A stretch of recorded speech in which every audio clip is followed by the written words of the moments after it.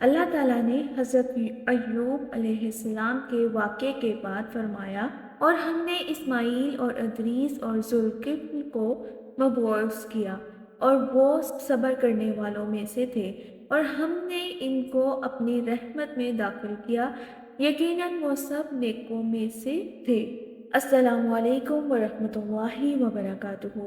اور اللہ تعالیٰ نے سورۃ صاد میں ایوب علیہ السلام کے واقعے کے بعد اللہ تعالیٰ نے فرمایا، اور ہمارے بندوں ابراہیم، اسحاق اور یعقوب کو یاد کرو، جو ہاتھوں اور آنکھوں والے تھے، ہم نے ان کو ایک صفت خاص کرب کی یاد کے لیے ممتاز کیا تھا، اور ہمارے نزدیک منتخب اور نیک لوگوں میں سے تھے۔ اور اسماعیل اور یسع اور ذوالکفل کو یاد کرو، وہ سب نیک لوگوں میں سے تھے۔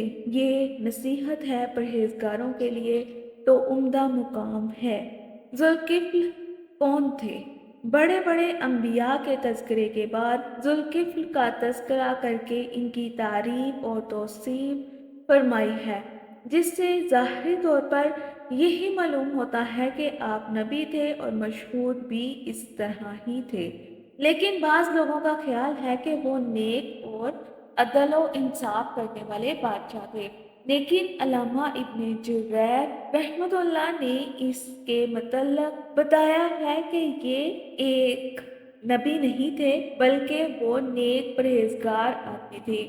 آپ نے اپنی قوم کے معاملات نمٹانے اور ان کے درمیان عدل و انصاف قائم کرنے کی ذمہ داری اٹھائی، اور ایسا کیا بھی، جس سے آپ کا نام ذوالکفل یعنی کفایت کرنے والا، ذمہ داری اٹھانے والا پڑ گیا۔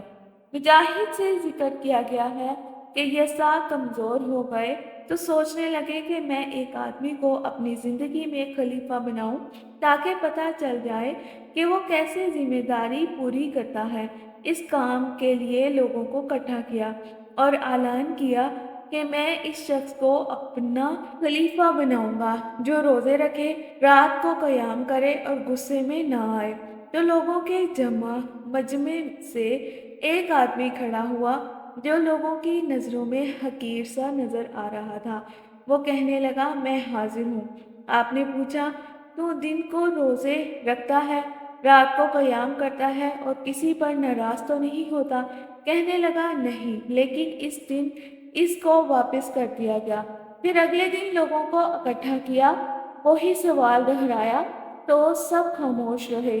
پھر بھی وہی آدمی کھڑا ہوا اور کہنے لگا، میں حاضر ہوں۔ بس آپ نے اسے خلیفہ نامزد کر دیا۔ راوی کہتا ہے کہ ابلیس نے اپنے کارندوں کو ذمے لگایا کہ فلاں بندے کو گمراہ کرنے کے لیے ان کے پیچھے پڑ جاؤ، لیکن جب اپنا ہر طرح کا زور لگا کر عاجز آ گیا اور کچھ نہ ہو سکا تو ابلیس نے کہا، چھوڑو، یہ کام میں کرتا ہوں۔ وہ اس کے پاس ایک بوڑھے فقیر کی صورت میں آیا۔ جس وقت آپ دوپہر کو آرام کرنے کے لیے بستر پر آئے، وہ آرام صرف اسی وقت کرتے تھے۔ ابلیس نے دروازہ کھٹکھٹایا۔ آپ نے پوچھا، کون؟ ابلیس نے کہا، میں ایک بوڑھا مظلوم ہوں۔ آپ اٹھے اور دروازہ کھولا تو وہ بوڑھا اپنا واقعہ سنانے لگا۔ وہ اس طرح کہ میرا اور میری قوم کا آپس میں جھگڑا ہوا ہے، اور انہوں نے مجھے اس طرح کہا ہے کہ بات اتنی لمبی کر دی کہ شام کا وقت ہو گیا اور آپ کے آرام کا وقت گزر گیا۔ تو آپ نے فرمایا، میں شام کو بیٹھوں گا اور آپ کو آپ کا حق دلا دوں گا۔ یہ بات کر کے بوڑھا ابلیس چلا گیا۔ آپ مجلس میں آ گئے تو اس بوڑھے کو دیکھتے رہے، مگر وہ نظر نہ آیا۔ پھر آپ اگلے دن صبح کو مجلس بیٹھے اور اس بوڑھے کو دیکھتے رہے، مگر وہ نظر نہ آیا۔ پھر آپ اگلے دن صبح کو مجلس میں بیٹھے، اس بوڑھے کو دیکھتے رہے، مگر وہ نظر نہ آیا۔ پھر آپ صبح اٹھے اور لوگوں کے درمیان فیصلہ کرتے رہے اور اس بوڑھے کا انتظار کیا، لیکن وہ نظر نہ آیا۔ پھر جب عین دوپہر کے وقت آرام کا وقت ہوا اور آپ آرام کے لیے بستر پر آئے تو اس بوڑھے نے دروازہ کھٹکھٹایا۔ آپ نے کہا، کون ہے؟ اس نے کہا، بوڑھا مظلوم ہوں۔ آپ نے دروازہ کھول دیا اور اس سے کہا، کیا میں نے تجھ سے کہا نہیں تھا کہ جب میں مجلس میں بیٹھوں تو میرے پاس آنا؟ اس نے کہا کہ وہ گندے لوگ ہیں۔ جب ان کو پتہ چلا کہ آپ نے فیصلے کے لیے مجلس میں بیٹھنا ہے تو وہ لوگ کہنے لگے کہ ہم آپ کو آپ کا حق دیتے ہیں۔ جب آپ مجلس سے اٹھ کھڑے ہوئے تو پھر ان لوگوں نے انکار کر دیا۔ آپ نے فرمایا، اچھا پھر شام کو میرے پاس آنا۔ اس طرح ایک دوسرے دن بھی آپ کے آرام کا وقت جاتا رہا۔ پھر آپ شام کو اپنی مجلس میں گئے لیکن وہ بوڑھا پھر بھی نہ آیا اور آپ اس کا انتظار کرتے رہے۔ اب آپ پر نیند غالب آ رہی تھی۔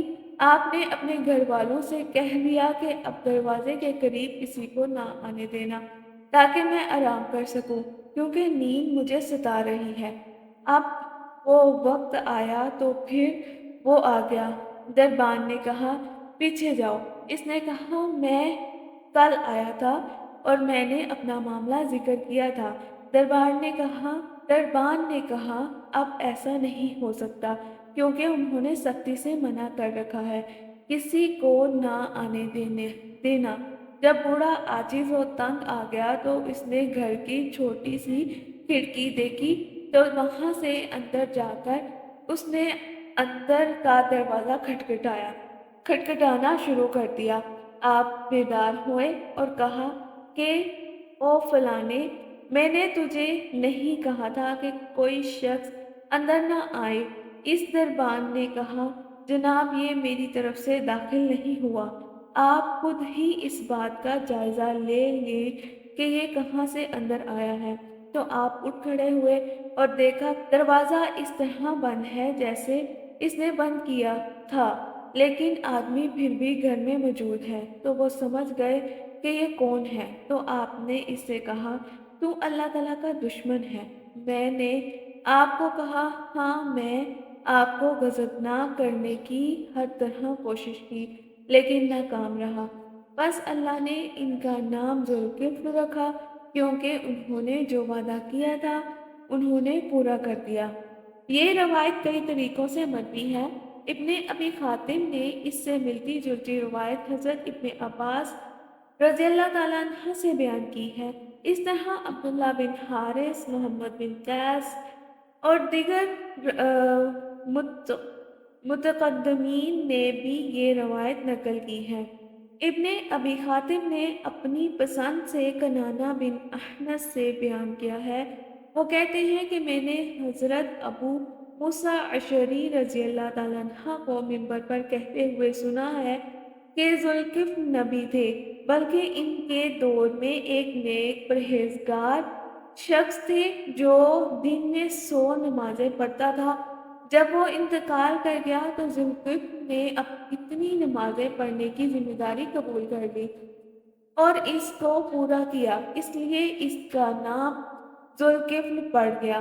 ایک حدیث رسول صلی اللہ علیہ وسلم ایک دو مرتبہ نہیں حتیٰ کہ 7 بار تک کہہ کر فرمانے لگے کہ اگر اتنی بار سنی ہوتی تو میں اس کو بیان نہ کرتا، بلکہ میں نے یہ حدیث 7 بار سے بھی زیادہ سنی ہے۔ آپ صلی اللہ علیہ وسلم نے فرمایا کہ نبی صلی اللہ علیہ وسلم کہ بنی اسرائیل میں ایک کفل نامی شخص تھا اور ایسا کوئی گناہ نہ تھا جو اس نے کیا نہ ہو۔ اس بار اس کے پاس ایک عورت آئی۔ کفل نے اس سے کچھ رقم بطور قرض مانگی تو کفل نے اس کو 60 دینار اس شرط پر دیے کہ اس سے بدکاری کرے گا۔ جب وہ اس کے پاس گیا اور اس طرح بیٹھا کہ جیسا کہ مرد اپنی بیوی کے پاس بیٹھتا ہے تو وہ خوف سے کانپنے لگی اور رونے لگی۔ کفل نے پوچھا، کیوں رو رہی ہے؟ کیا میں نے زبردستی کی ہے؟ اس نے کہا، نہیں، لیکن یہ کام میں نے کبھی نہیں کیا، صرف محتاجی اور غریبی نے مجھے اس کام پر مجبور کیا ہے۔ اس نے کہا، اچھا یہ کام تم نے کبھی نہیں کیا؟ تو وہ اس سے الگ ہو گیا اور کہا، یہ دینار تیرے ہیں، اس کو لے جا۔ اور کہا، اللہ کی قسم، کفل آج سے اللہ کی نافرمانی نہیں کرے گا۔ اور اتفاق کی بات کہ وہ اسی رات فوت ہو گئے تو صبح کو اس کے دروازے پر لکھا تھا، تحقیق اللہ نے کفر کو بخش دیا۔ یہ حدیث ترمذی نے حمش کے واسطے بیان کی ہے اور کہا ہے کہ یہ حسن ہے، اور بعض نے کہا ہے کہ اس کی سند میں ایک شخص سعد، جس کے متعلق ابو حاتم کہتے ہیں کہ میں اس کو ایک ہی حدیث کے ساتھ پہچانتا ہوں، اور ابن حبان نے اسے ثقہ قرار دیا ہے، اور اس سے عبداللہ بن عبداللہ غازی کے سوا کسی نے حدیث بیان نہیں کی۔ باقی اللہ تعالیٰ بہتر جانتے ہیں۔ اور اگر یہ حدیث محفوظ اور صحیح بھی ہو تو اس میں لفظ ذوالکفل نہیں ہے بلکہ کفل کا تذکرہ ہے، جبکہ قرآن مجید میں ذوالکفل اضافت کے ساتھ آیا ہے۔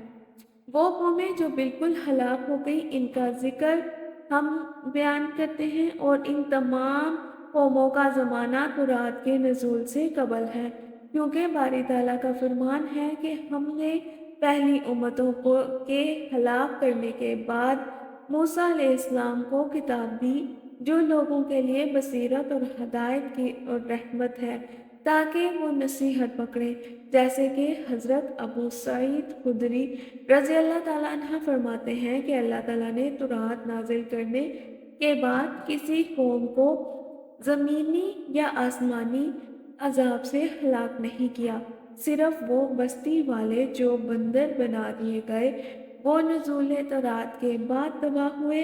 کیا آپ دیکھتے نہیں ہیں کہ اللہ تعالیٰ نے اور فرمایا، اور ہم نے پہلے امتوں کو ہلاک کرنے کے بعد موسیٰ علیہ السلام کو تورات دی۔